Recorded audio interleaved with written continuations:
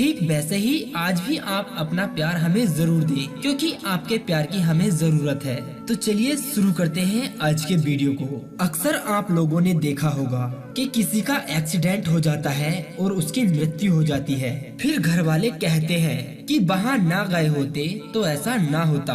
कोई व्यक्ति पानी में डूबकर मर जाता है तो लोग कहते हैं कि स्नान करने नदी तालाब में ना गए होते तो ऐसा ना होता, हो सकता था उसकी मृत्यु टल जाती। नहीं मेरे भाई, देखिए, चाहे किसी का एक्सीडेंट हो जाए या चाहे किसी की पानी से मृत्यु हो जाए, जहर से मृत्यु हो जाए, या फिर उसकी फांसी लगाने से मृत्यु हो जाए, या फिर किसी और भी दुर्घटना के कारण उसकी मृत्यु हो जाती है, तो ऐसे में आप लोगों ने कई लोगों को कहते हुए सुना होगा कि वहाँ ना गए होते तो शायद ऐसा ना होता, ये बुरी घड़ी उसके ऊपर से टल जाती। लेकिन दोस्तों, जो निश्चित है वो हमारे साथ होकर रहता है। हम आपको बता दें कि रामचरितमानस के बाल कांड में साफ साफ यह प्रसंग लिखा हुआ है।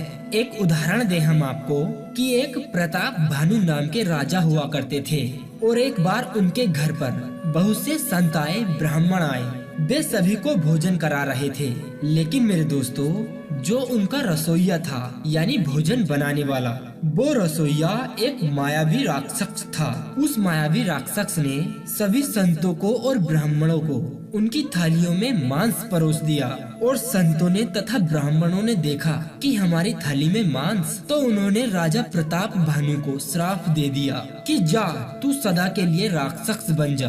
अब राजा प्रताप भानु अपने मन में विचार करते हैं कि मैंने भंडारा ना कराया होता, संतों को और ब्राह्मणों को भोजन ना कराया होता, तो आज मेरी ये दुर्गति ना होती, शायद मेरे ऊपर से ये बुरी घड़ी टल जाती। वही राजा प्रताप भानु फिर बाद में जाकर रावण बने। दोस्तों, जो रामचरितमानस में लिखा है कि जो होना है वो हमारे साथ या आपके साथ होकर रहता है, वो किसी भी प्रकार से टलता नहीं है, और जो नहीं होना था वो हमारे साथ कदापि नहीं होगा। जिसकी मृत्यु जहाँ लिखी है, जैसे लिखी है और जब लिखी है वैसे ही होकर रहती है, चाहे अपने घर में बिस्तर पर, या फिर किसी सड़क दुर्घटना के कारण, या फिर किसी नदी तालाब के कारण। महाभारत में भीष्म पितामह की मृत्यु जैसे लिखी थी बाणों की सैया पर, ठीक वैसे ही हुई थी। तो जिसकी मृत्यु जैसे लिखी है वो हो रही है, वो पहले से ही निश्चित है। तो इसलिए हमें इस पर शोक नहीं करना चाहिए, इस पर हमें परेशान नहीं होना चाहिए। लेकिन फिर लोग कहते हैं कि अकाल मृत्यु हो गई। दरअसल ये अकाल मृत्यु नहीं होती है, ये निश्चित मान लीजिए कि ऐसा हमारे साथ होना है। लेकिन दोस्तों, शास्त्र कहते हैं कि जो सुबह शालिग्राम भगवान का या फिर लड्डू गोपाल जी का नहाने के बाद जो पानी बचता है ना, उसे चरणामृत कहते हैं। जो भगवान की पूजा करके, उन्हें प्रणाम करके, चरणामृत पान करके अपने घर से बाहर निकलता है, उसकी कभी अकाल मृत्यु नहीं होती है। आपको बता दें कि अकाल मृत्यु का अर्थ ये है कि मर गया किसी सड़क दुर्घटना में या पानी में डूबकर मर गया। इसे कुछ लोग अकाल मृत्यु कहते हैं, परंतु शास्त्र कहते हैं कि ये निश्चित है। यदि अकाल मृत्यु होती है तो ये बात बिल्कुल सच है कि यदि समय के पहले अनायास इस प्रकार की मृत्यु हो जाए। दोस्तों, हम आपको बता दें कि हमारे गुरुजन कहते हैं कि 80 वर्ष के पहले यदि किसी व्यक्ति की मृत्यु हो जाती है, उसे अकाल मृत्यु ही कहा जाता है। फिर क्या करें, किसी धुंधकारी की अकाल मृत्यु हो गई,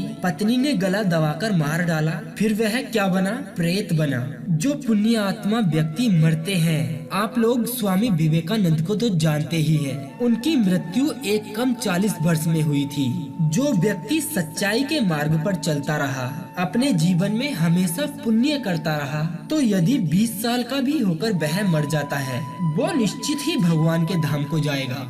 परंतु जो पापी लोग हैं, हमेशा अपनी जिंदगी में गलत काम करते हैं, भगवान को नहीं मानते हैं, दूसरों पर अत्याचार करते हैं तथा अपने माता पिता का अपमान करते हैं, और किसी कारणवश उन पापी मनुष्यों की मृत्यु हो जाती है, तो निश्चित मान लीजिए कि वो अपनी बाकी की जिंदगी में भटकेंगे। अभी उनका कार्य जब तक पूरा नहीं होगा तो वह भटकते रहेंगे। इसलिए मेरे दोस्तों, जो उनके नाम से तुमसे पुण्य बन सके। पिंडदान है, तर्पण है, गया जी है, भागवत गीता का पाठ है। जो आप उनके लिए कर सके वो आप जरूर करिएगा।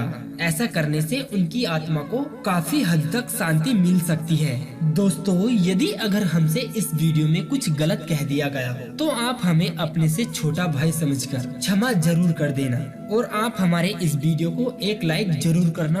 अगर आप हमारे इस चैनल पर नए आए हैं तो हमारे चैनल को सब्सक्राइब भी जरूर कर लें। दोस्तों, अब दीजिए हमें इजाजत, ताकि हम आप सभी के लिए एक और ऐसी ही अनसुनी व रोचक जानकारी को ढूंढकर ला सके। तब तक के लिए आप अपना ध्यान रखिए और हमेशा मुस्कुराते रहिए।